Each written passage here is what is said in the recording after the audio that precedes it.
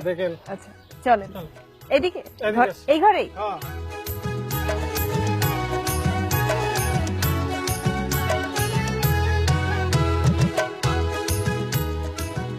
আপনি তো অনেক কষ্ট করে এই কাজ শিখছেন, এখন আমি তো শিখে যাব।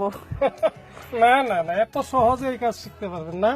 বিষয়টা হচ্ছে আইসেন আমাদের বাড়িতে, আমরা যে কিভাবে কাজ করি বাচ্চা ফোটাই, এটা দেখেন।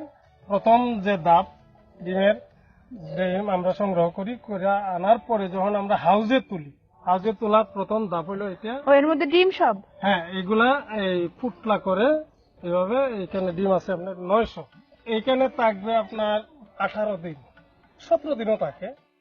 আচ্ছা, আপনি তো 18 দিন এখানে ডিমগুলোর ছোট ছোট টুকরা করে রাখেন, তারপরে কি করতে হয় 18 দিন? এখানে 18 দিনের ভিতরে কাজ আছে। 2 ঘন্টা একটা কাছের মধ্যে থাকবে, এই কাছে থাকে হারকেন, ঠিক আছে? জ্বালানো অবস্থায় এখানে থাকবে। তো এখন তো জ্বালানো নেই, না এখন না, এখন লাগতেছে না। কেন লাগছে না কেন? না, তাপ আছে, যখন তাপ কমে যাবে তখন হারকেন লাগবে। আচ্ছা, তো আপনি বোঝেন কিভাবে কতটুকু কি? এটা আমাদের অভিজ্ঞতা হয়ে গেছে, এতদিন ধরে কাজ করি তো। এটা আগে হয়তো বুঝতাম আপনার এই থার্মোমিটার বেরোমিটার সাহায্যে, এখন আর এগুলো লাগে না। আমরা ডিম হাত দিলে বলতে পারি, এই যে ডিমটা আছে, হাত দিলে বলতে পারবো এখানে কত তাপমাত্রা আছে। ডিম ফোটানোর জন্য কতটুকু তাপমাত্রা লাগে? ডিম ফুটানো প্রথম ধাপ হইলো আপনার 84 থেকে শুরু। 84 থেকে শুরু, তারপর? এই তো 88, মানে আস্তে আস্তে? সাথে সাথে পরিবর্তন আছে। আচ্ছা, মানে প্রথম কম, এরপরে সপ্তাহে বেশি, এরপরে এইভাবে একবারে ডেলিভারি পর্যন্ত গিয়েছে, বাড়তে বাড়তে গিয়েছে। আচ্ছা, এখানে তো 14 থেকে 18 দিন রাখেন, তারপরে ডিমটা কি করেন?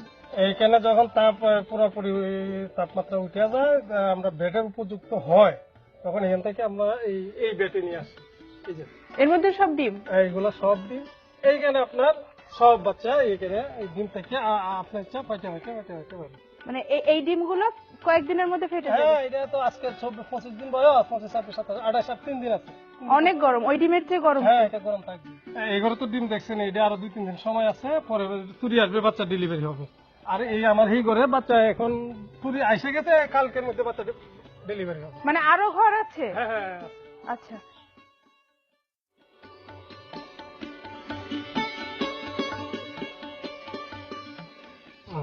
এই ঘরে যে ডিমগুলো দেখছো, এগুলা আরো 3 দিন সময় আছে, 3 দিন পরে ডেলিভারি শুরু হবে।